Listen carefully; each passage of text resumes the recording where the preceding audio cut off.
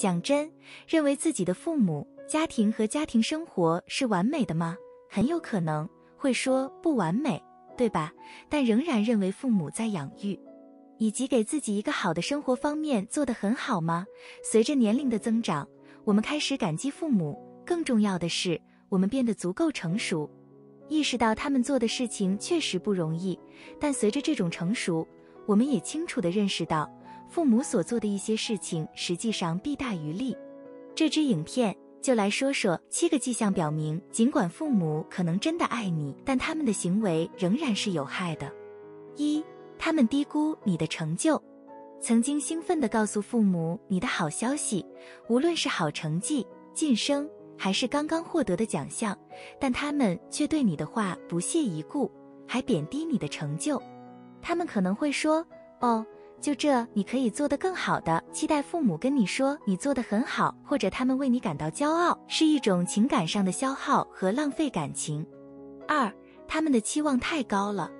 与第一点相似，父母有时会把他们的期望设得太高，因为他们认为不断鼓励孩子成为最好的自己，才对他们最好。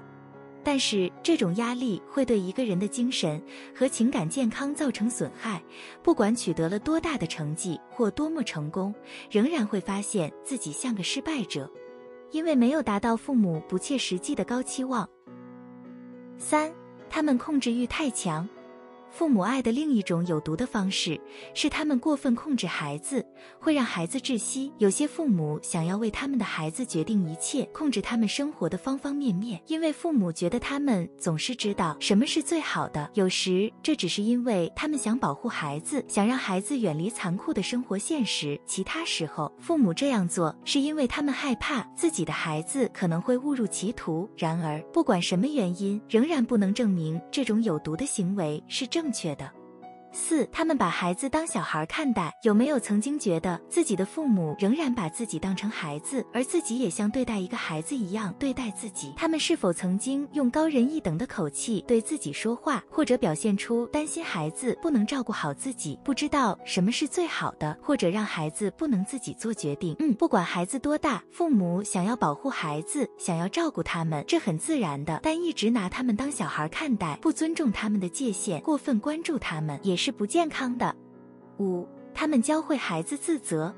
当不好的事发生在自己身上时，通常把它归咎于什么？如果答案是我自己，或者我做了什么事，那么可能会有很多内疚和自责的感觉。这可能是因为成长的方式教会了那种感觉。父母可能会让他们的孩子相信，发生在他们身上的一切都是他们的错，因为他们不够努力，或者他们做错了什么。6. 他们不沟通。父母有没有过让你别哭了，装出一副开心的样子？他们的建议可能只在帮助孩子用一种健康的方式表达和处理自己的情绪，但是最困难且在养育孩子方面最重要但不幸的是，一些父母都不能把情绪调整好，毕竟怎么能教连自己都不知道的东西呢？因此，在家里没有践行诚实和开放的沟通，而是学会了封闭情感，就像父母教的那样，转向不健康的应对机制，如否认和回避，以处理困难情绪。7. 他们在情感上是缺失的。最后，但肯定不是最不重要的，即使父母在物质上和经济上支持你，如果他们在情感上缺失，并且剥夺了你所需要的爱、温暖、认可和接纳，那么他们仍然是有毒的。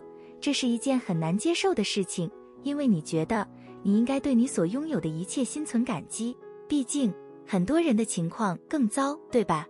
但是父母的责任不仅仅是付账单或做所有的养育孩子的事，父母应该是我们情感需要时的支柱和支持。那么，你有经历我们在这里提到的这些吗？看完这支影片，有没有意识到父母的哪些言行可能对你有害？一个人爱我们，并不代表他有权伤害我们，不管是不是故意的。所以，如果现在情绪或心理上很纠结，请不要犹豫，去找心理健康专家谈谈，现在就去吧。